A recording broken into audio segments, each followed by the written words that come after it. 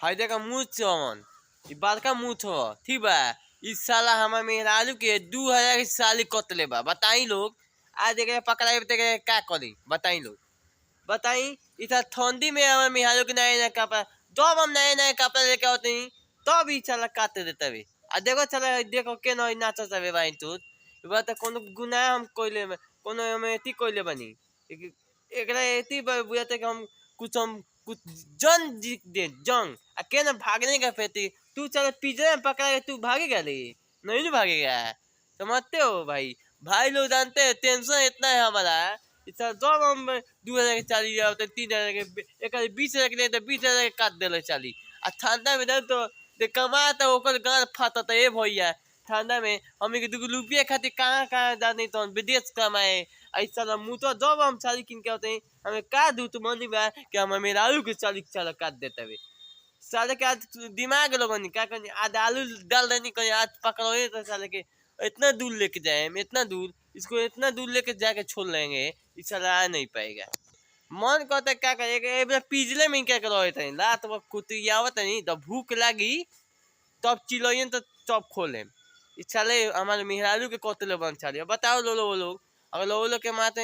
मेहरारू का अपन छाली लेके अइबो लोग किन के अगर काटी मुँह तक गुच्चा बोली कि ना बताओ। अब मेहरारू जानते बोलू मरद के डर नहीं समझती है मरद के मेहरारू डर नहीं समझती है मरद के दर्द भाई नहीं समझती है। मरद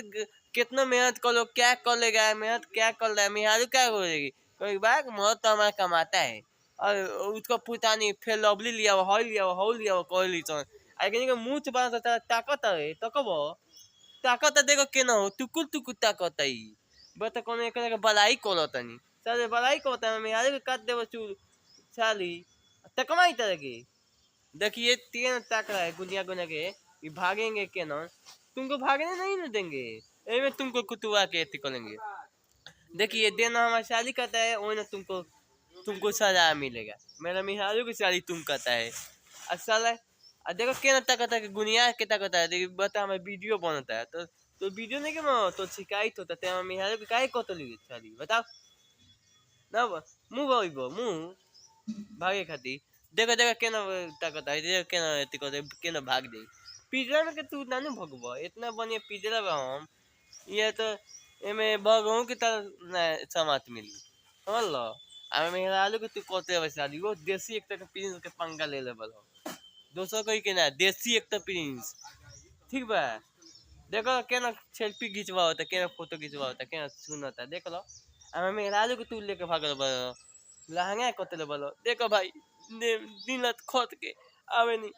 क्यों ना 2000 की साड़ी किन लिए अच्छा किन के ऐसा जॉब लेके अपनी नए नए कर देले हम मेहरारू में झगड़ा करा दे बिया हमें के 2 लाख 3 लाख में मेहरारू के कहते जा जल्दी चाली लियो बिन लियावे के आ ना लियबो तो हमरा के बात न करिए हमें मेहरारू में झगड़ा लगा देबा मुछवा बताओ तो भाई लोग ये गलत बात बा कि ना कमेंट में बताओ। अगर मेहरारू के अगर छक पूरा ना करबो मेहरारू खिसिया दे तो सही बात बा कमेंट में डूल बताइए भैया आई मुँह से हमारे कोतले बनाने का करे दा कमेंट में बताओ ये हम एक छोड़ दे दा कि में पिजरा में रखे जाए कमेंट में दूर बताइए लोग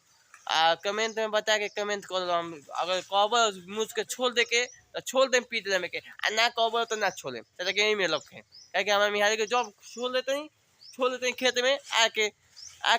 मिहारी का नए नए शादी किन के लेके झगड़ा लगा देता ये कौन बात वही भैया। तो भाई लोग वीडियो अच्छा लगे तो वीडियो को लाइक करिए चैनल के द्वारा फॉलो कीजिए लाइक कीजिए चलते हैं नेक्स्ट वीडियो में मिलते हैं तब कमेंट कीजिए मैं इसको मुझ को छोड़ दूं कि क्या करूं जरूर कमेंट कीजिए बाय बाय।